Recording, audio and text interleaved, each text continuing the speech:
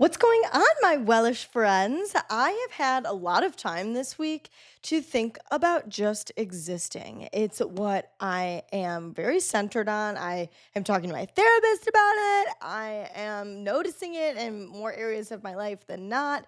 And so I thought it would be a really good thing to talk about because it really ties into the perfectionist mentality. One of the things that triggered me to think about this is I was answering a healing journaling prompt, and the prompt was write about a time you were enough without doing a single thing. And I raked through every single area of my life, and this is so sad. Couldn't think of like one thing, one area that I felt like I was enough for just existing. The only area I could think of is with my cats, okay? Because they love me unconditionally. But even then I was like, but they're pissed when I don't feed them right away, so it's a me thing. It's uncomfortable if I do say so myself. So, if rest makes you anxious, if you are constantly worried about what everybody else thinks of you, if you're constantly trying to control how you're being perceived, or if just going about your non-aesthetic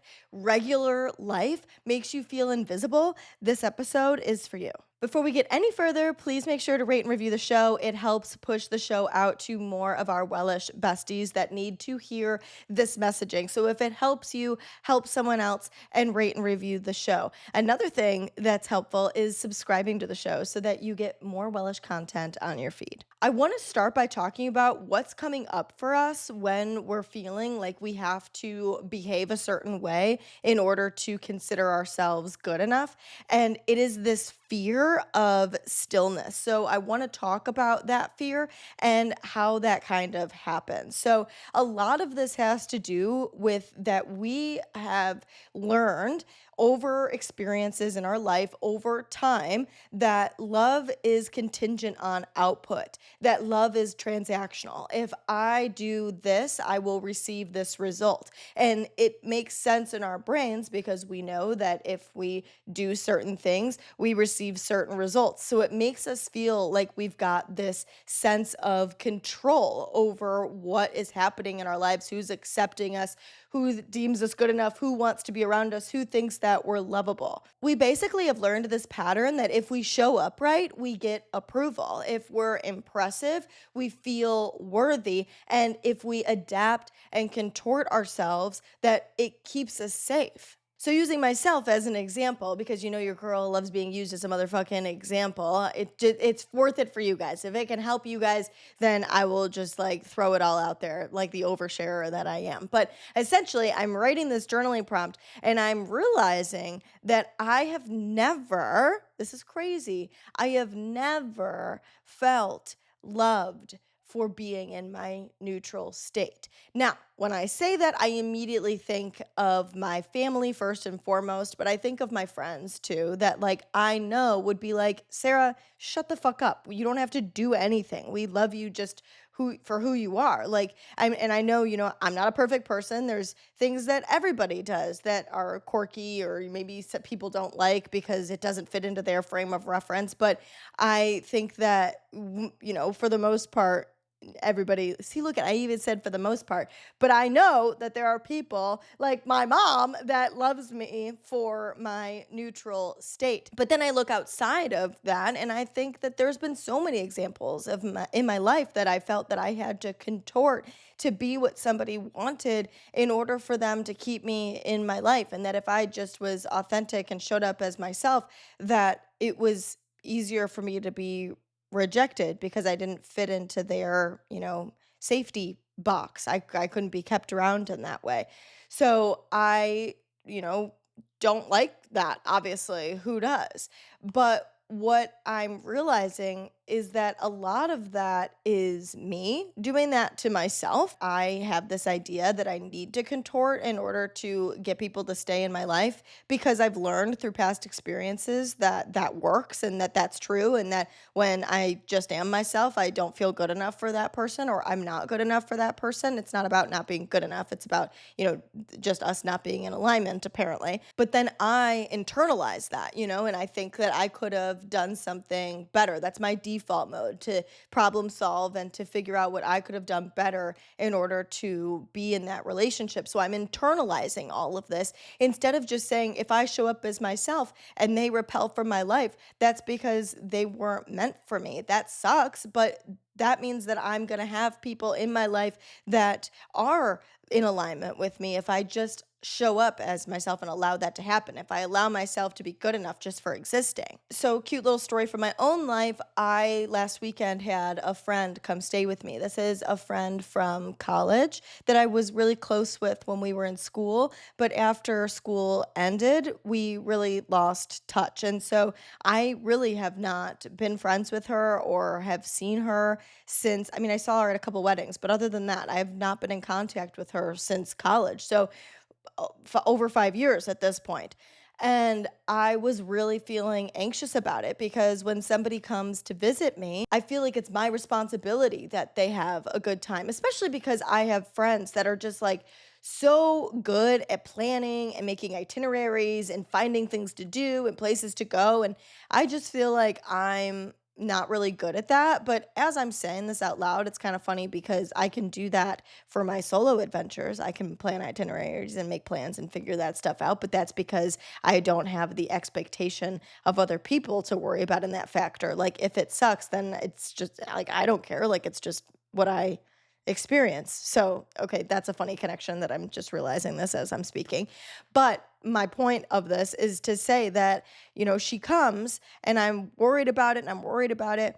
And when she gets here, we just like sat on my couch and talked for a while. And then we went and walked around. We went to a bookstore and a couple other like boutique shops like that. Came back to my house. We talked on the couch for a little while again. We went downstairs to like a super chill, like nothing special, nothing to do diner and got a couple burgers. And then we came back upstairs and we had this cute little reading moment on my couch that we just like parallel played. Shout out to my friend that gave me that term. And and we like read at the same time. And it was really a good time. Then we ended the night watching Project Runway. And then, the next day we went to the Cubs Sox game. So that was more of our like to do day. But it was like I was allowed to just exist. I was allowed to not do anything crazy. And her and I really enjoyed it. We had a really good time. She, wants to come back. She wants to continue to hang out. So it's not like, it was nice. And honest to God, guys, it almost felt more like a more intimate, deeper connected experience, like that I have a deeper connection with her now for just existing together compared to doing this whole performative, making sure that we have this grandiose, wonderful, experience packed day.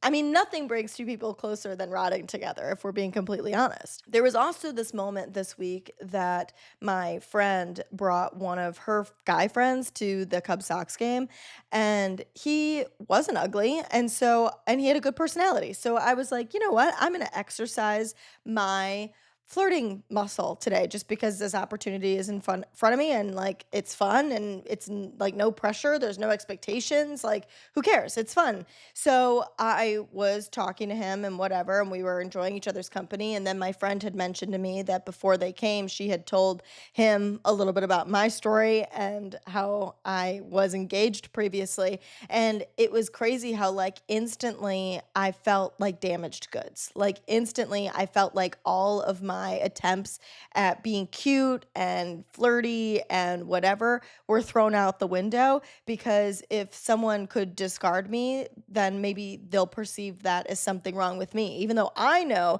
it had nothing to do with me. From an outside view of someone who doesn't know me or any part of the situation, maybe they could think that something's wrong with me. But even in that, I can't do anything about that. That's what's happened in my life. That's part of my story.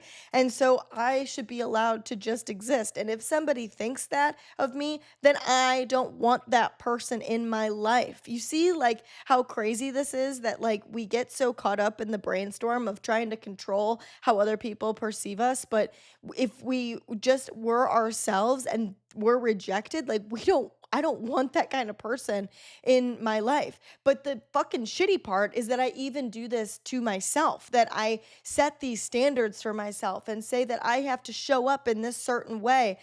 Otherwise, I won't consider myself good enough. And I mean, that's really where all of this boils down to, is that I have this problem on my own, that I think that I have to meet a certain expectation in order to be good enough, instead of just knowing that I'm good enough because I exist and I don't have to do anything grandiose or special or extraordinary in order to consider myself good enough. So, what ends up happening is that I end up with having internalized conditional love, that I think that my love for myself is conditional and I have to show up in the certain ways. But isn't it crazy? Like, we talk about unconditional love with all of these outside people, but the person that you need to love unconditionally is yourself, not anybody else. Other people, there are conditions. You have to show up in a kind way, in a whatever way. You can't just be treating people however you want and acting like an ass and acting like a fool and being, not protecting the people that you love, and just like being not mindful, not empathetic of other people. Like, you can't operate like that. So that does make love a little bit more conditional. But with yourself, your love should be unconditional. And I don't think we focus enough on that. And so this is a very big part of how I've lived my life, that I say, okay, I'm going to do this thing and I'm going to be so hard on myself to see it all the way through. And then that's what will mean that I'm good enough. So, one of the things that I'm still working on is healing from my ex fiance completely blindsiding and discarding me 5 months before the wedding that the two of us had completely planned together. He pretended to love me all the way up until the day he left. So, obviously, you can imagine that's incredibly painful and it's a lot to work through. So I am still in this process. I am like really far, like I'm good for the most part now. I would say I'm at like a 90%, that things still come up for me a little bit. So I want that to be over though. Like, because I feel so close to being 100% healed, I want to fast track it. Like, I want to speed up the process. And so here comes this mentality again, that I believe that if I do more, if I have more output, that I will receive better results. And it led me to wanting to do 75 hard again. I had done it back in 2021, 2022, I think it was. And I loved 75 hard. I felt like it really made a difference in my mental well being, because it's about mental strength more than, physical well being. And so I was like really thinking that I was going to do this because I knew that it had had such a strong impact on me in the past. And I thought maybe, if I finish that, then I'll be fully good to go, healed, done, bada bing, bada boom. So on Wednesday, I'm like, okay, this is what I'm going to do. I do my first workout. I have drank close to a gallon of water. I read my 10 pages, and then I get online with my therapist. And she's asking me about what I'm talking about, my inner experience a lot. And so she's asking me what was my inner experience when I was feeling good and clear, and what was my inner experience when I was feeling more anxious or upset. And I had this realization that when I'm clear and I feel good, it's because like I am operating from a place of clarity. I'm very much so present in the moment, focused on myself, focused on what's happening then and there. And when I'm, upset and whatever, I'm in other area, like I'm other places. I'm thinking about future me, I'm thinking about past me, I'm thinking about other people, I'm thinking about other things. And like then that's when I get overwhelmed and upset. So it brought me back to this idea that I feel best when I just exist. And so I was like, look at this. Like, I'm trying to just exist, and I'm like, here I am starting this regimented program that doesn't allow me to just exist this morning. So I'm not doing that, just to clear that up. But I just thought it was so interesting. And so I think the other way that this really shows up is that voice in your head that, tells you that you're not good enough if you're not doing certain things. That's telling you that you're lazy. That's telling you that you suck. That's telling you you're socially awkward. That's telling you you're anxious. That's telling you you're mentally ill. Whatever you think, what's telling you you're ugly, whatever. It says a million not nice things to ourselves. And so then we feel like until we meet that standard, that voice won't subside. Well, how's that worked out for you so far? Hmm? How's that worked out for you so far? Has that literally ever worked, or does the voice just continue? It finds other things to pick on you about. What's happening is you have this lack of evidence for unconditional love. You focus on the people in your life and have internalized so much the people in your life that have wronged you, that have betrayed you, that have backstabbed you, that have been mean to you, that have rejected you, like all of those things. And you've never given yourself the opportunity to actually show up as just existing and seeing what happens, seeing what people and like intentionally, because a lot like we'll show up and just exist and then feel rejected and then we're like, what the fuck? But like if you intentionally make the effort to like just exist and pay attention to who still loves you and who magnetizes into your life, you would be gaining more evidence that you are safe by just existing and that it does exist. And you lack the evidence because you put so much pressure on yourself to show up in a certain way and to do the right things and to be this best version of yourself and to show up in that way and meet these standards that your love for yourself is conditional and you don't have evidence of a time that it was allowed to be unconditional. And all of that stuff isn't self discipline or ambition, and it so easily gets masked as that. But it's not. It's you proving to yourself that you're good enough using like actual measurable things that help you prove that you're enough instead of just knowing that you're good enough without needing to do a single motherfucking thing. I think it's really important to talk about what being performative really is because I think that word is thrown around a lot. But the number one problem with performance is when you're being performative, you will not admit that to yourself. Like, you don't maybe first realize that you're doing it because you will not look it in the face. You pretend like that's not what's happening. And I use the word pretend lightly because you really don't, you're not aware of it. Like you won't allow yourself to be aware of it. Deep down, you know that something might be weird, but any time in my life that I've ever been performative, I did not realize that I was being performative. I wouldn't admit that to myself. And being performative isn't necessarily about being fake, it's that you're disconnected. It's that your outward behavior isn't reflective of your inner experience. Not because you're lying and you're some like evil person, but because you don't feel safe enough to be fully seen. And I've really seen this show up in so many different ways in myself and in other people.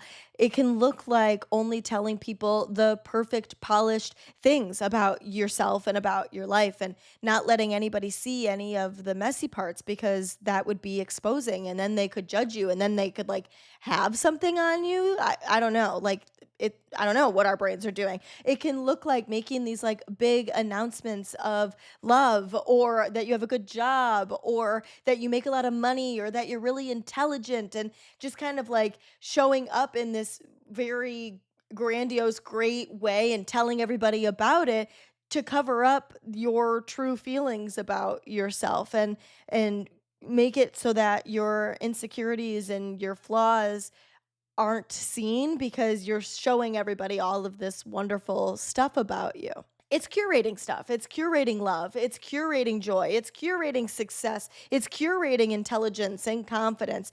And you're not doing it because it's actually true to you. You're doing it because it feels safer to show up that way than to show up as a real vulnerable person that has flaws. I want to clarify too that you can curate and not be performative. Like you can post something happy when you're going through a hard time. You can try to show up as the confident version of you, even though you feel insecure. You can make yourself happy, even though, you don't love every single part of your life.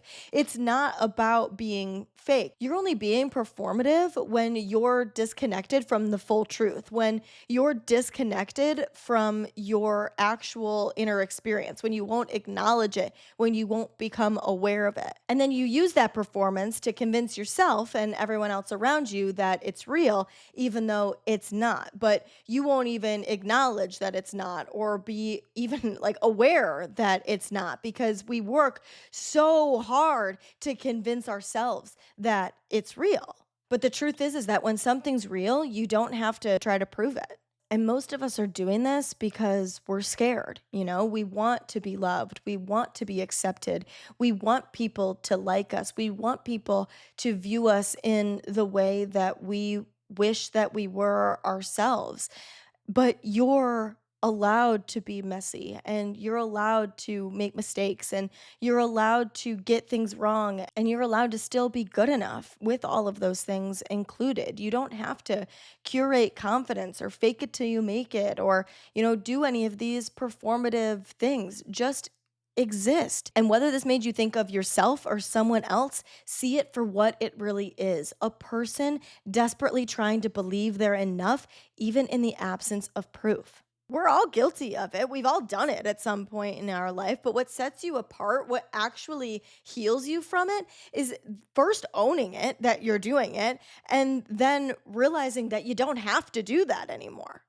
And that your life will be better if you don't do that anymore. Not every day has to look like some aesthetic social media post that you're doing these like grandiose, wonderful, big life things. Not every moment is going to feel productive. You don't have to earn a seat at the table of your own life. I spent a lot of this week just existing. I just stayed at home. Like I took a bike ride to the library. I read my books. I made myself stuff to eat. I watched TV. I worked on the podcast. I did this like whole goal setting for August moment. I talked to family on the phone. Like I spent this whole week just showing up and existing and not putting pressure on myself to operate in a certain way.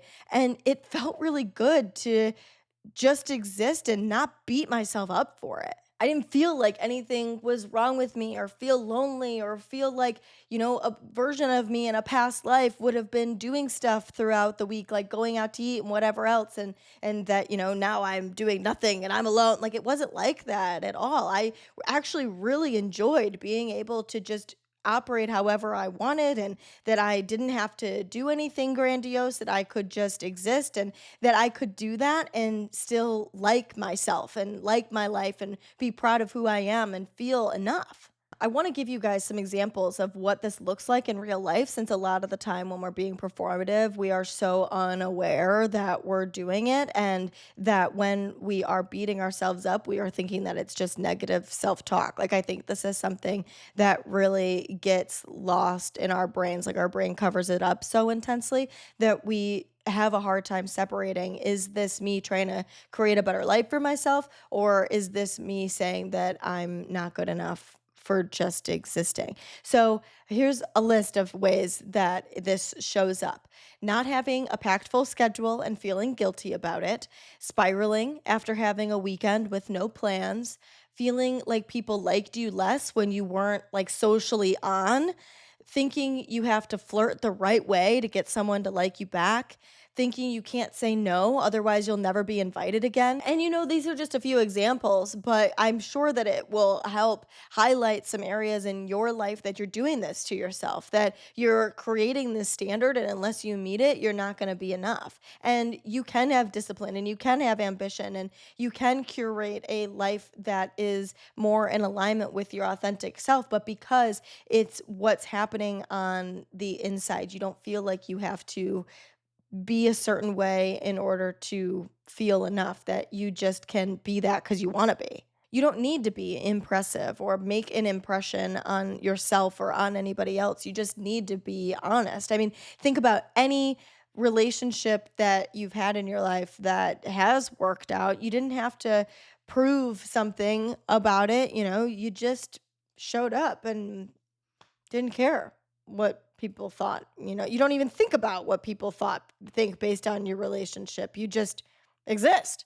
If you feel like, okay, I feel this way, but I don't want to wait for the next opportunity to show up in order to practice this, which by the way, that will happen pretty freaking quick. I bet you one will happen today. But if you actually want to take like intentional action to try to gather evidence that you're enough from just existing, I've got a couple doable things that you can try this week that will trigger that realization. So the first one is letting yourself just exist with a friend, not having an itinerary, being able to hang out with somebody without plans and just like seeing where that leads you. I think another way that you could do this would be just calling a friend to say hi, like without having to call them with a reason. You just call them to be like, hey, what's going on? How's your day going?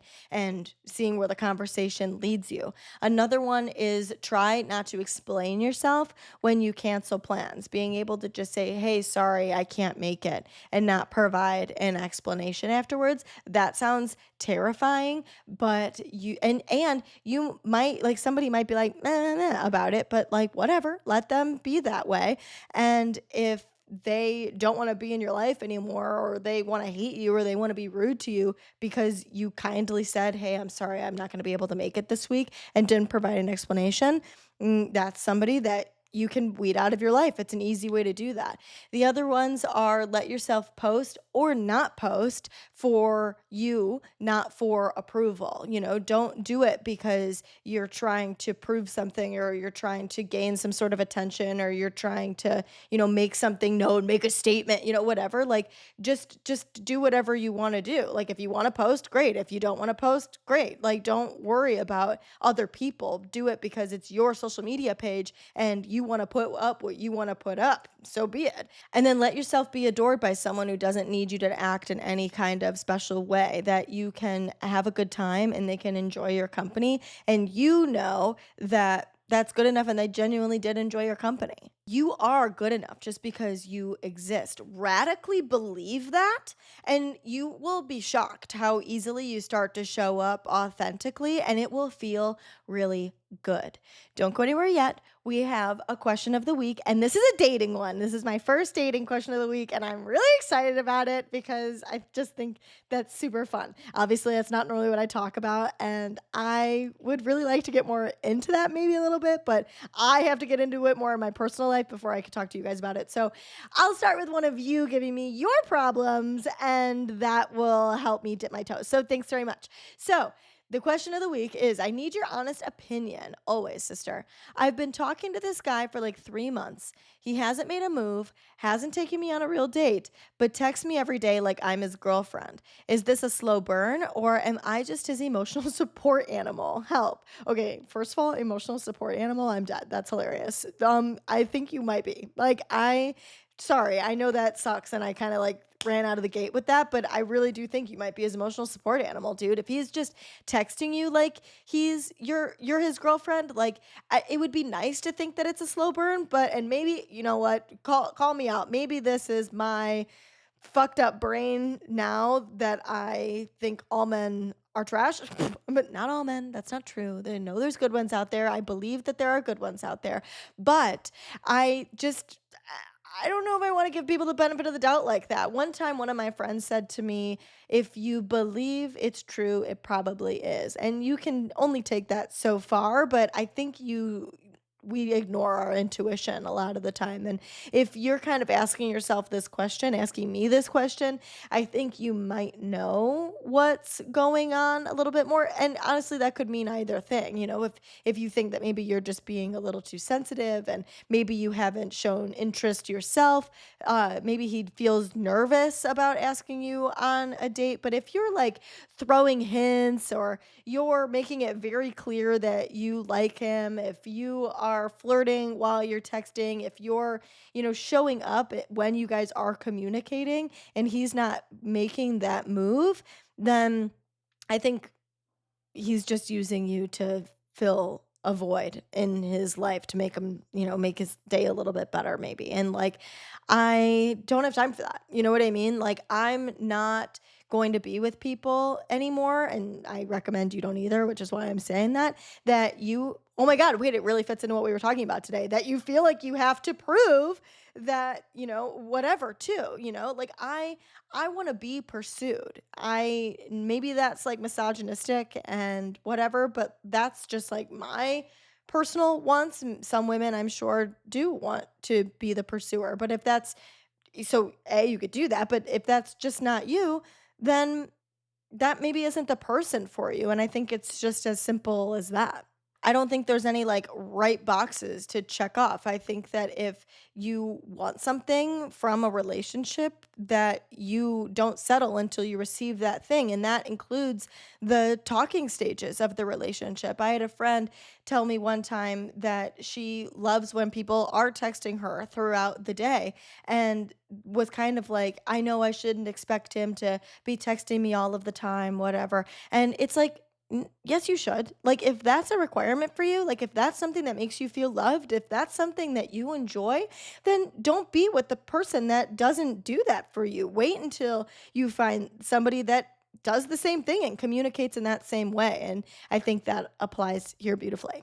Okay, if this episode resonated with you, I would love to hear how it did. I want to hear your perception of it. I want to connect with you. So make sure to reach out to me at Wellish Podcast. That's both on Instagram and on TikTok. And then you can also connect with me on my personal Instagram at sarah.rittendale. That's also where you can DM me your questions. If you would like a question answered for question of the week, send it to me there. You can find the link on my website as well, but I prefer the DMs. Those are the ones that I see the most, or in my comment section. Those are good too. I like those also. So that's it. I love you guys so much. Thank you so much for being here. You are absolutely okay the way you motherfucking are. And I will talk to you next Monday.